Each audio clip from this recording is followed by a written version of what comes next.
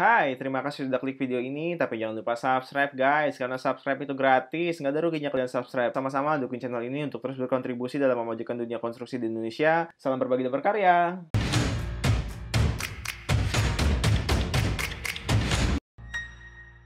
Jadi saya punya teman beberapa waktu yang lalu, saya pernah satu project, jadi dia ditawarin pekerjaan di Freeport. Nah, saya tanya kan, "Nah, lu kerja di Freeport bagian apaan?" gitu. Nah, ternyata Freeport ini kita nggak melulu tentang tambang ternyata di sana. Ya jadi ada pegawai baru saya tanyain, "Bro, lu kemarin kerja di mana?" "Gue dari PLN, Mas." gitu. "Ah, PLN." gitu. Jadi bayangan saya PLN itu orang lulusan teknik listrik begitu ya, kelistrikan. Ternyata teman saya dari teknik sipil bekerja di bidang PLN ini. Hai, selamat datang kembali di channel Calon PM dengan saya Thomas. Gimana kabar teman-teman semua? Semoga baik-baik aja, semoga sehat-sehat selalu.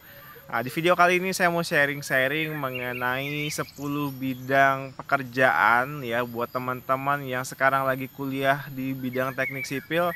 Nanti kira-kira kalau udah selesai kuliah mau kerja di bidang apa? Nah, semoga di video kali ini teman-teman bisa ada ya sedikit tambahan referensi ya. Kira-kira nanti kalau udah selesai kuliah mau ngelamar di perusahaan apa atau di bidang apa. Nah, ini ada kurang lebih 10. Saya rasa sih mungkin bisa lebih dari 10. Cuma ini kurang apa ya?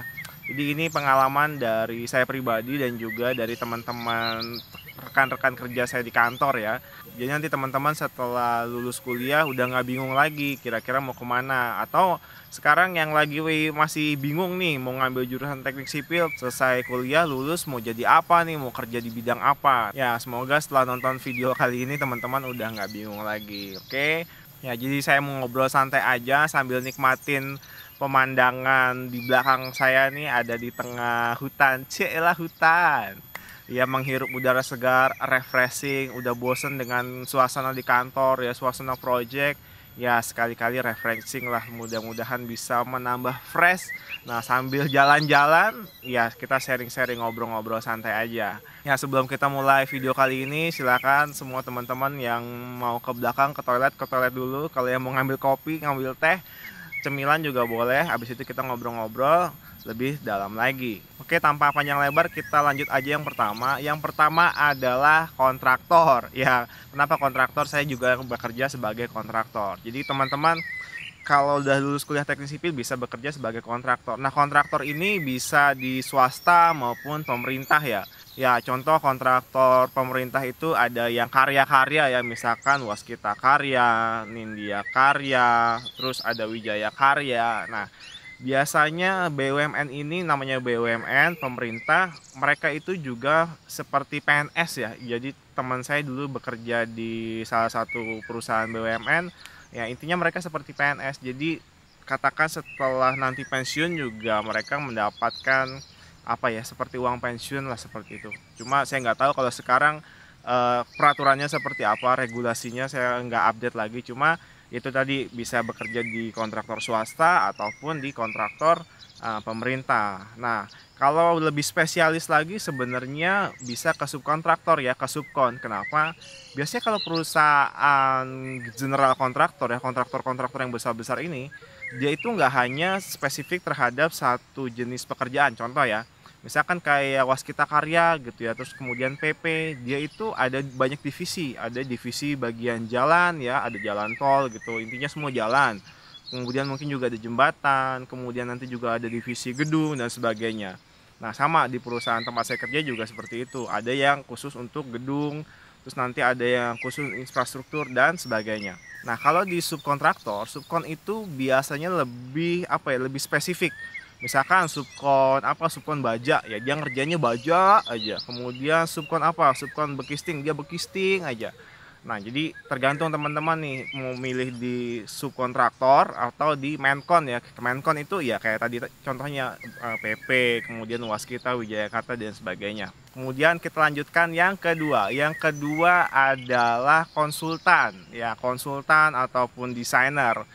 Jadi kalau kontraktor, desain itu sudah ada, sudah jadi kita kerjakan. Nah, tapi kalau teman-teman tertarik di bidang desain ya, desain, entah itu sebagai struktur engineering ataupun ya biasanya kalau namanya dari teknik sipil biasanya lebih ke arah struktur ya, karena kalau arsiteknya ya bagian mahasiswa arsitek yang lulus dari bidang arsitek. Nah misalkan di bidang desainer ya ataupun konsultan ya, kita lebih banyak untuk mendesain sebuah bangunan, apapun itu bangunannya, bisa bangun gedung, entah itu jembatan, jalan, bendungan dan sebagainya, tergantung spesifikasi dari kecenderungan teman-teman kemana. Misalkan waktu kuliah teman-teman lebih tertarik di bagian gedung ya, biasanya sebagai desainer pun ya cenderung ke arah desain gedung seperti itu, ataupun di konsultan. Sebenarnya ada dua perbedaannya, ada desainer ya, ada konsultan sebagai desain, adapun konsultan sebagai manajemen konsultan ya. Jadi kalau sebagai desainer ya, konsultan yang mendesain ya otomatis dia secara struktural ya, biasanya dia mendesain gedung, kemudian di situ nanti ada bagian-bagiannya banyak sih, nggak hanya dari orang struktur aja, nanti ada arsitek dan sebagainya. Nah kalau dari manajemen proyek biasanya ini kayak konsultan manajemen, jadi dia hanya sebagai apa ya, memanage sebuah proyek, artinya desain dari konsultan, kemudian nanti ada dari kontraktor, jadi dia memanage jalannya proyek dari awal sampai dengan akhir. Nah ini tergantung teman-teman mau masuk kemana, mau masuk ke konsultan desain atau konsultan manajemen. Kemudian kita lanjut yang ketiga. Yang ketiga adalah owner ya, ataupun developer. Ya misalkan kayak sebut aja, misalkan Agung Sedayu ya, dia adalah sebagai developer sebenarnya, sebagai owner. Jadi kalau di developer atau owner itu juga ada dua nih, teman-teman bisa masuk ke konstruksinya atau di bagian BM ya, building maintenance. Nah kalau konstruksinya gimana? Kalau konstruksinya katakan si owner ini dia ingin membangun sebuah mall gitu ya, atau sebuah gedung atau apapun itu. Nah teman-teman bisa ditempatkan sebagai apa? Mungkin sebagai set engineer-nya di situ, sebagai pengawas dari owner ya, karena owner pun ada pengawasnya, ataupun misalkan sebagai building maintenance. Kalau BM atau building maintenance ini yaitu ketika sebuah bangunan atau sebuah proyek sudah selesai dikerjakan. Nah biasanya sudah selesai dikerjakan, ada maintenance-nya, ada masa pemeliharaannya ya. Itu biasanya orang-orang owner juga memberikan orangnya di situ ya, sebagai pengawas ataupun manajer dan sebagainya. Atau misalkan dari owner ini dia meng-hire perusahaan lain ya, bergerak di bidang maintenance untuk maintenance atau memelihara gedung tersebut. Nah, teman-teman juga bisa bekerja di situ. Jadi sebagai owner itu sebenarnya cukup luas ya cakupannya. Jadi bekerja di owner atau di developer ini sebenarnya cukup enak juga ya. Kenapa? Karena bisa dibilang kan namanya owner ya, itu sebagai bosnya ya. Jadi kalau ada sebuah project, kalau teman-teman katakan bekerja sebagai kontraktor, itu ada owner gitu siap gerak ya. Oke-oke aja udah, nggak berani ngelawan. Walaupun kadang konsultan juga nggak berani, karena ya namanya owner, lu macam-macam sama gua N lu mau panjang apa mau pendek kayak gitu. Jadi owner itu mempunyai posisi yang cukup tinggi dalam sebuah konstruksi, karena mereka lah yang punya budget, mereka lah yang punya mereka yang punya proyek seperti itu. Oke, kemudian yang keempat adalah kementerian atau Pemda ya, pemerintah daerah setempat gitu, biasanya ada PU-nya, dinas PU. Nah itu teman-teman juga bisa bekerja di situ, bisa melamar sebagai PNS nantinya. Banyak sekali di Kementerian PU, jadi ada baik itu nanti ada bagian jalan khusus, kemudian jalan tol ya, kemudian nanti ada jembatan dan sebagainya. Nah itu teman-teman tergantung tertariknya di mana, waktu kuliah ngambil spesialisasinya apa, nah bisa masuk di situ. Kemudian juga kalau di Jakarta ya, kalau kementerian memang dia secara pusat, jadi dia Kementerian Pekerjaan Umum ya, sekarang namanya Kementerian PUPR ya, Pekerjaan Umum dan Perumahan Rakyat ya. Nah itu dia membawahi seluruh Indonesia. Nah kalau di Pemda biasanya misalkan di Jakarta ya, di Jakarta juga ada dia PU Dinas Jakarta gitu ya, atau misalkan yang di mana di Bogor ataupun di daerah-daerah lain. Jadi baik itu di pusat ataupun di daerah ya, membuka peluang yang sama untuk teman-teman bekerja dalam satu payung besar dalam Kementerian PUPR. Ya jadi itu salah satu alternatif untuk teman-teman bisa bekerja di sebuah kementerian ya, atau bekerja di bidang pemerintahan lah, kurang lebih seperti itu. Oke, kemudian kita lanjut yang kelima. Yang kelima adalah di Antam. Antam ya, di aneka tambang. Nah aneka tambang ini maksudnya ya bagian pertambangan ya. Kok bisa teknik sipil, bukannya kalau di Antam itu yang bagian geologi dan sebagainya? Ya memang itu ada juga. Jadi kalau kalian kuliah di teknik sipil. Teknik sipil ini sebenarnya banyak lagi jurusannya ya. Kalau nanti teman-teman ngambil spesialis di geologi, nah itu bisa bekerja di pertambangan. Nah di teknik sipil pun juga ada. Jadi saya punya teman beberapa waktu yang lalu saya pernah satu project. Jadi dia ditawarin pekerjaan di Freeport. Nah saya tanya kan, lu kerja di Freeport bagian apaan gitu. Nah ternyata Freeport ini kita nggak melulu tentang tambang ternyata di sana. Jadi dia tuh ada kayak pembangunan entah itu mes karyawan, barak-barak pekerjanya, ataupun misalkan jalan, ya akses jalan, kemudian bangunan-bangunan infrastrukturnya. Nah itu dikerjakan oleh orang-orang dari teknik sipil. Ya, jadi salah satu bidang pekerjaan teknik sipil juga ternyata bisa bekerja di daerah pertambangan ya, di bidang pertambangan.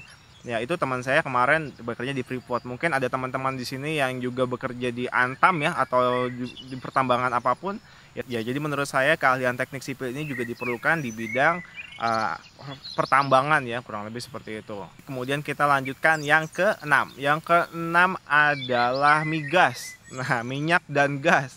Nah, itu saya ngalamin sendiri. Jadi waktu itu saya ditawarin pekerjaan di message gitu ya, di message ternyata Pertamina itu dia juga buka lowongan yang notabene membutuhkan dari mahasiswa teknik sipil. Cuma berhubung pada waktu itu juga saya sudah bekerja di sebuah kontraktor dan memang syarat-syaratnya itu banyak sekali, ya udahlah saya abaikan aja. Karena saya yakin pasti yang ngelamar banyak banget ya untuk masuk Pertamina. Saya rasa perusahaan Pertamina ini lumayan lumayan terkenal gitu di Indonesia.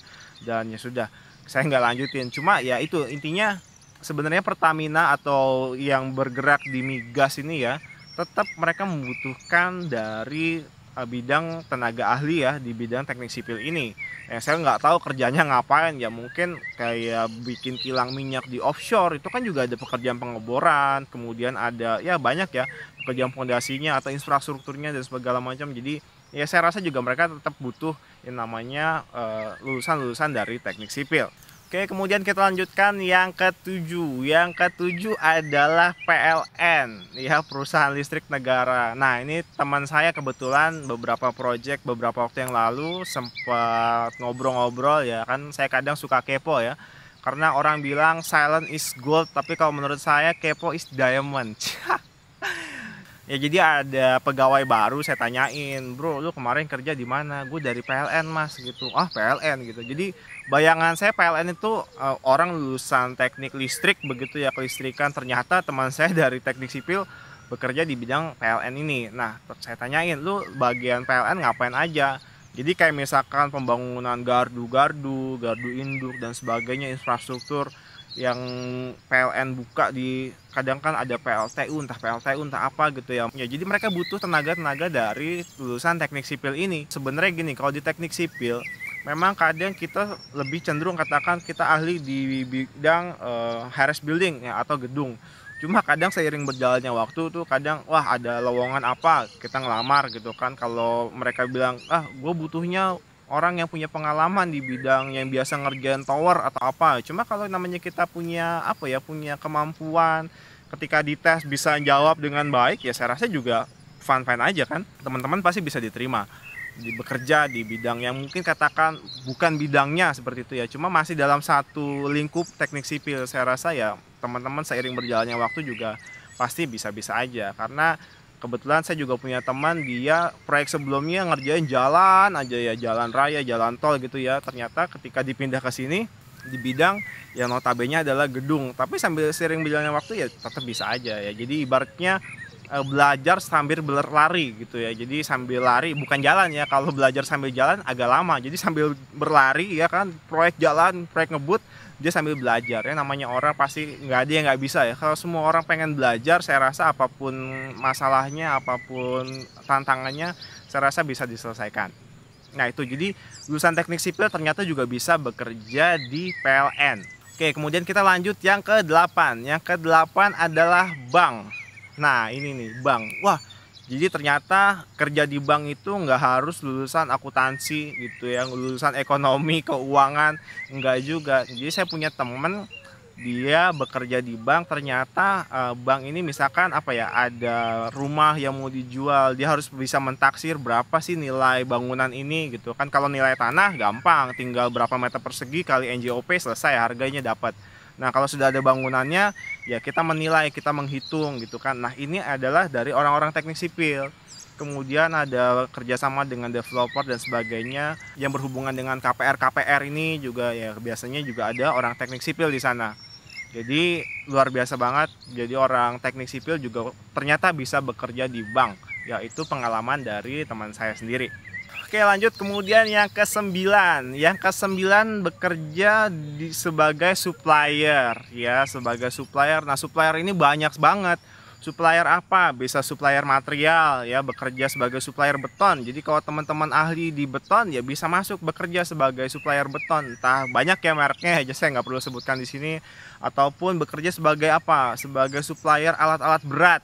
Nah ini kan bisa juga. Jadi kebetulan dulu saya punya teman ya, dia kerja di bidang sewa atau rental alat-alat berat, ya tower crane misalkan, kemudian beko dan sebagainya. Itu ternyata orang teknik sipil juga.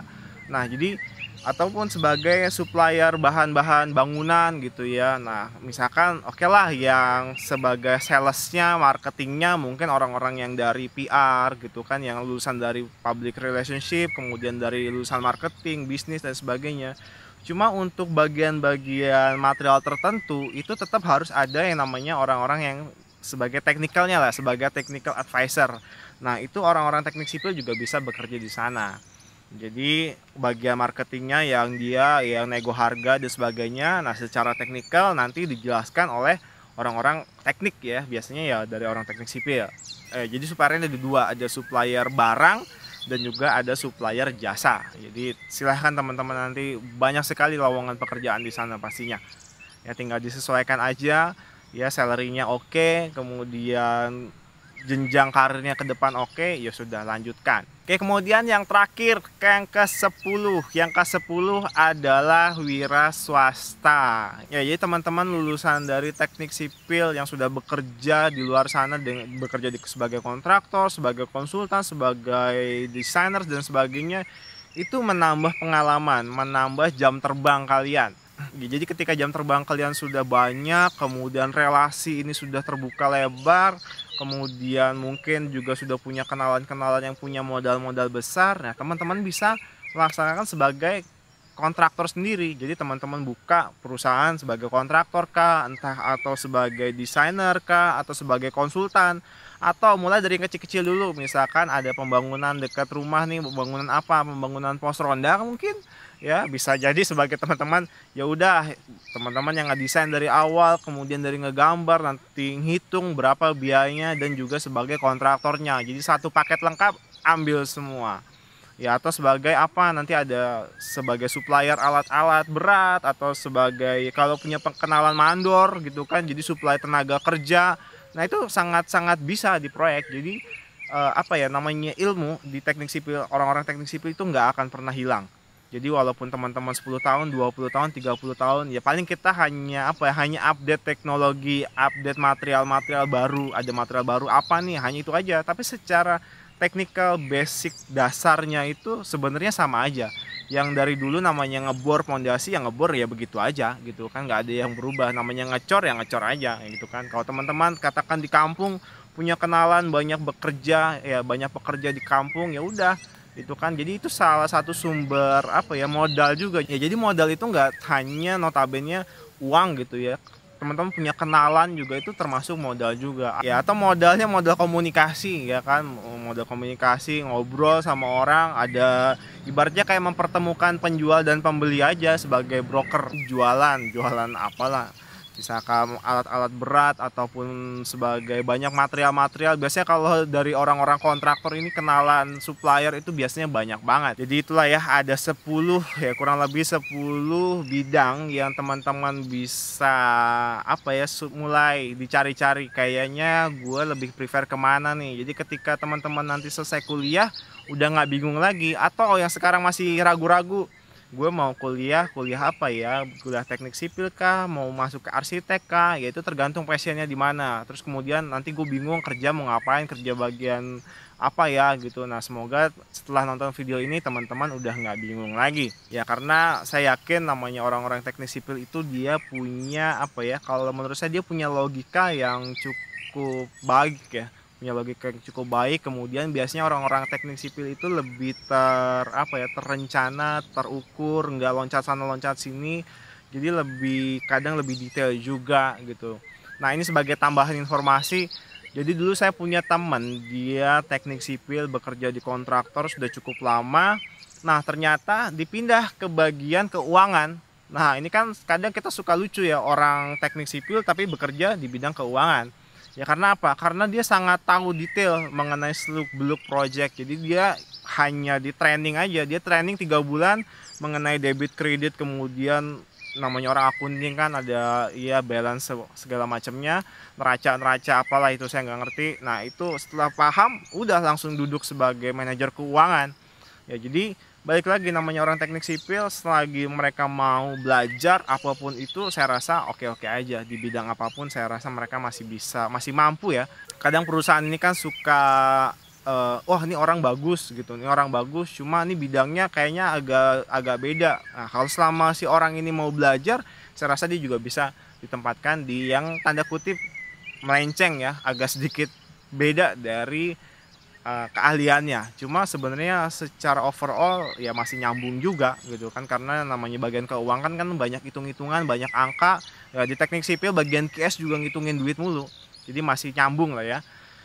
Oke, itu aja video kali ini dari saya. Semoga bermanfaat, bisa menambah wawasan teman-teman semuanya, bisa terinspirasi. Kemudian jangan lupa untuk dukung terus channel ini dengan cara subscribe, klik tombol merah di pojok kanan bawah. Kemudian like video ini dan share video ini ke teman-teman kalian, ke rekan-rekan kerja kalian. Sampai jumpa di video-video saya selanjutnya. Salam berbagi dan berkarya. God bless.